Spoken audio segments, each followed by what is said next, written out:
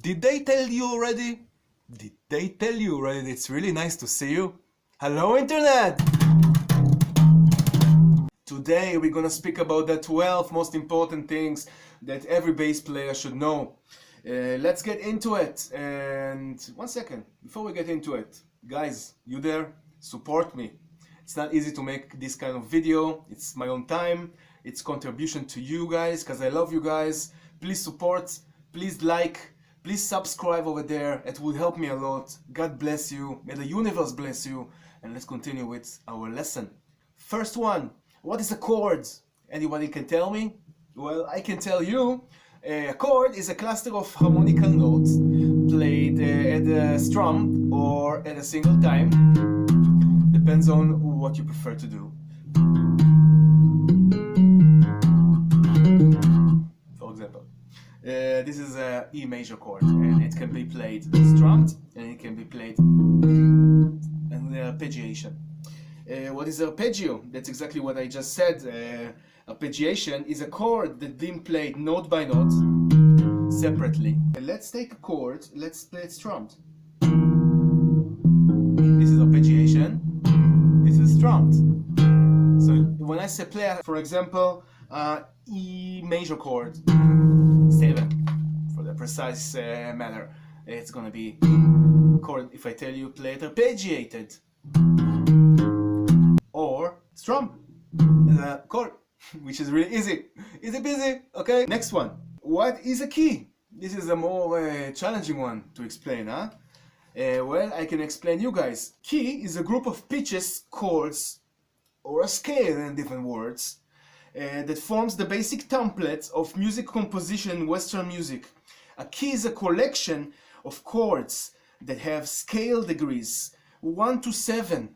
To be honest, there is scales and keys that have less notes and less chords. For example, there is the pentatonics that have less than 7. But we're gonna speak about this in the future, and there is also other scales that have more notes or chords than 7 in a template, which is even more mind-blowing, and we're gonna even get into that in the future. So this is why I said, subscribe and like over there, and when we get into that, you will be informed when it's time to. So, a key, like I said, is a basic template of music composition in Western music. A key is a collection of chords that have scale degrees. The more you get past the first chord, the more tension you add to the music, to be honest with you guys. The goal is basically to introduce tension and find a way back to the first chords, bring us the home feeling of resolution, basically. So, let's take an example. For example, let's take the C major key. It has 7 chords.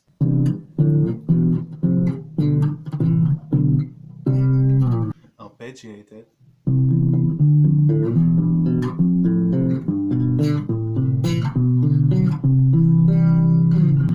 Strums. Let's move to the next one. What is an interval? An interval is simply the distance between harmonical diatonic set of notes. It can be described as horizontal, linear, or melodical. Okay, so that's not so much hard, huh? Complex word, fancy word, but the meaning is like it's not so much like what you think, okay?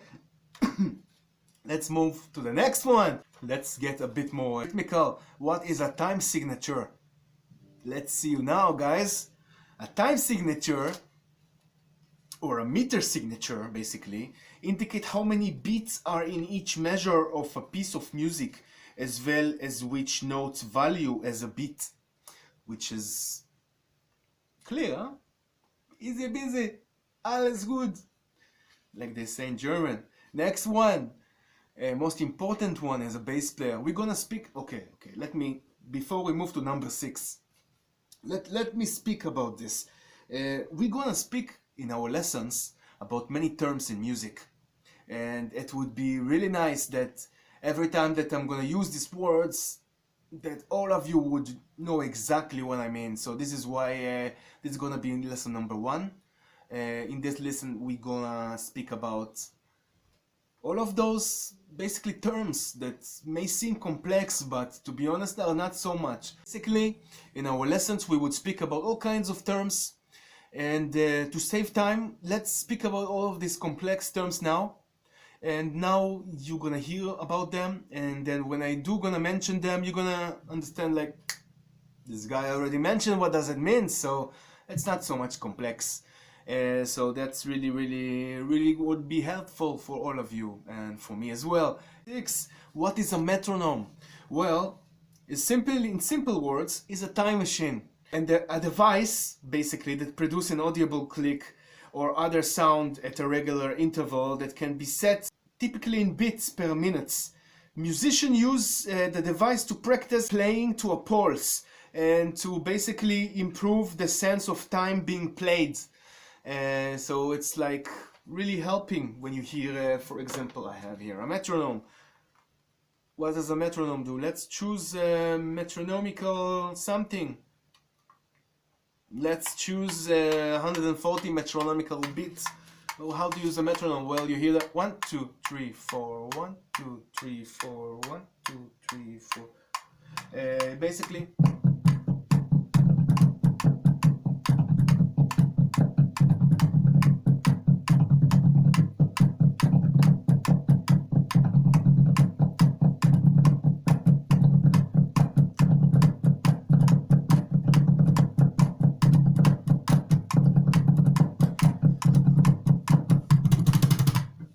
that was example of standing on time, for example, and you can develop that simply with using a metronome. You have all in your apps, in your phones. It's in your apps, you all have one. You just need to download it. So no excuses, guys and gentlemen and ladies. Just simply download one if you don't have one at home already. It will be really useful for you in the future. Especially when you're gonna get into recording situation with your band, then you're gonna realize that you should have been using one. Because then your guitarist is gonna tell you, if you are not gonna be able to record your bass lines, I'm gonna grab your bass and gonna record them for you. And you, as a bass player, don't really want to hear that. So now we all know what does a metronome means. Let's move into the next one. Let's get a bit more complex towards the music theoretical terms. The next one, what is a sharp and what is flat in music? This is a bit more advanced level for some people, but let me simplify it for you. In music, sharp and means higher in pitch, basically. Pitch with a P. I didn't say with a P. YouTube, you heard that? More specifically in music notation, sharp means higher in pitch. By a semitone, a sharp is opposite of a flat. Flat mean lowering a pitch, and sharp means higher the pitch. It's basically like left or right, but in musical terms. So, not so much complex, huh? Sounds intimidating. What is a sharp or flat? Oh my god, what the is that? Next one, number 8. What is a semitone?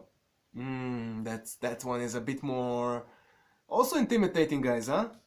Okay, semitones, sometimes called a half tone or a half step, is basically a distance to the neighboring next note.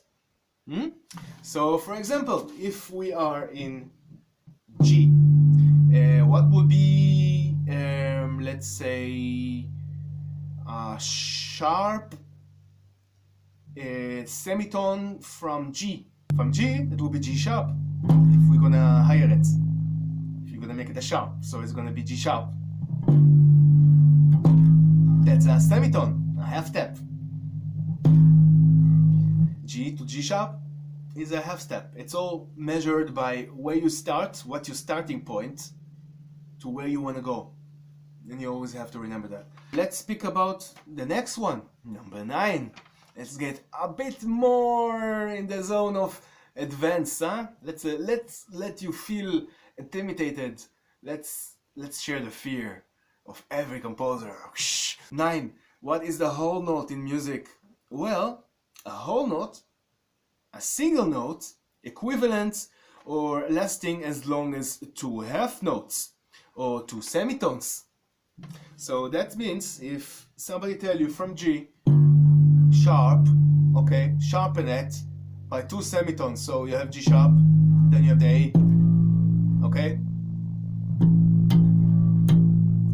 this is a semitone, but they want you to be basically in A sharp, so G2. That could be really nice with a let's put a metronome.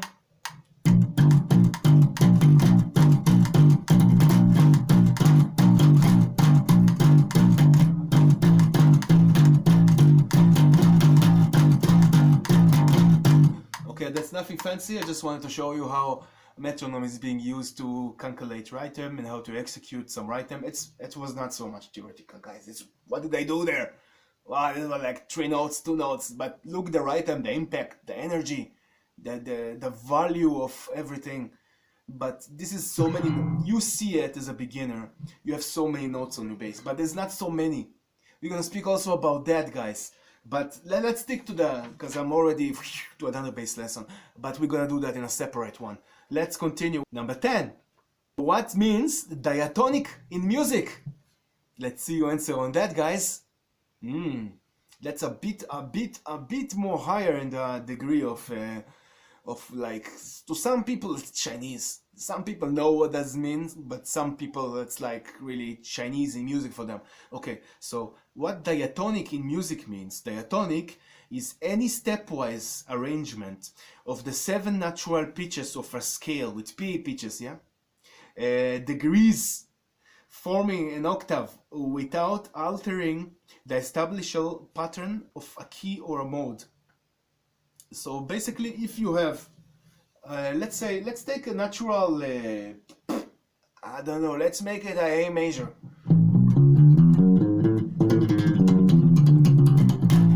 Nothing complex.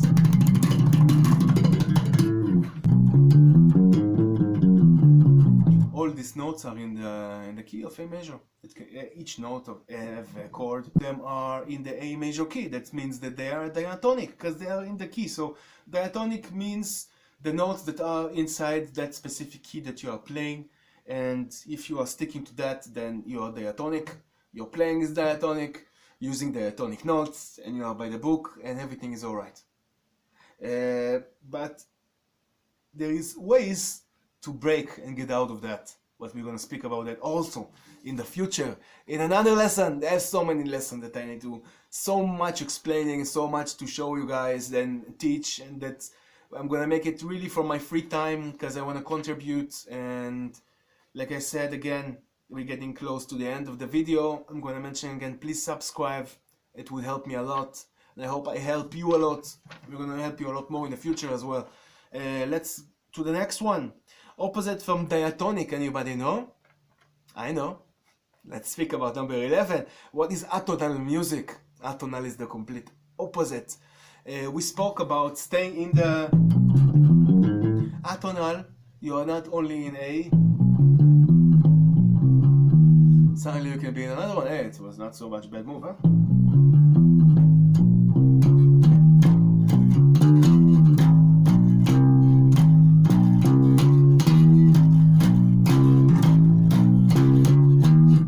Don't hear the metronome, but in my head running clicks and beats of meters that we're going to speak about them in the future as well. Let's stick to the lesson, to the terms. What is atonal? Atonal music is any musical composition that does not have a central tone or a key center or a mode. It simply deviates from traditional Western expectation. You could not expect what's going to happen, and this thing is wow. Is, to be honest, my favorite, my composition, my music, that's gonna be released very soon. By the way, my album is coming very fast soon. It's gonna be ready, and I'm really curious what you all gonna think about that. But that's another thing. Let's stick to what's going on. So we spoke about atonal music. Number 12, the last one. I kept this one for the last because this one is something that you all been hearing about, but you're not quite sure what does it mean. But now I'm gonna clarify. What is modulation in music? Anybody heard that these terms before, huh? You all bass players. We're gonna speak about everything, don't worry. What is a modulation in music? Modulation in music, modulation is simply the change from one tonality to another. Some musical composition pieces or songs are constructed with more than one key, basically. For example, this is a relative key. This is another subject we're going to speak in another. I don't want to complex things too much here now. But basically, every compared to it's the same notes, just a different aspect in the key. It changes, it shifts. What happened here? I spoke about. It's just gonna throw a bit of crumble to you, so you see what's coming to you towards you in the future. Relative key.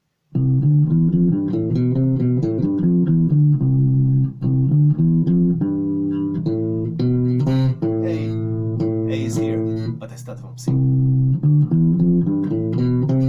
I started from C, but A is here, but then it's the same notes, but in a different shape, in a minor shape. So every major key have a relative minor key. We're gonna speak about it also in the future. Kinda weird, huh? It seems complex to you guys, but I'm gonna tell you everything about it. I'm gonna tell you the theoretical complex turn about how everything is built from, how everything is working, how to think by yourself, how to construct your own lines, how to stick to a beat, how to practice, how to breathe bass. We're gonna drink bass and eat bass. We're gonna do everything bass. We're gonna wipe our ass with bass. Everything gonna be bass, bass, bass, bass. So get fucking ready, guys. I'm not joking. And this bass lesson is gonna improve you. And I'm gonna work on your groove.